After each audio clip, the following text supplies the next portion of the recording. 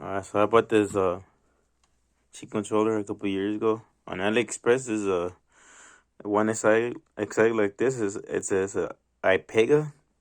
I don't know how to say it, but that's how it is. So I wasn't able to connect it to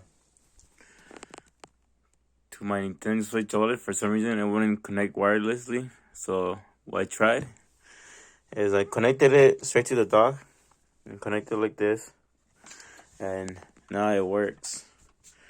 As you can see, now it works. Like, you click over here, and then it'll say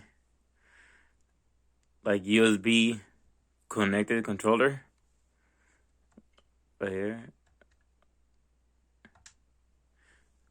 Right here say when you connect the USB, it'll show up right here as USB connected controller. And then once I recognized it, I unplugged it, and now it works without the wire. So that was the only way to do it. I don't know, for some reason it wasn't working, but now it works. Hopefully this helps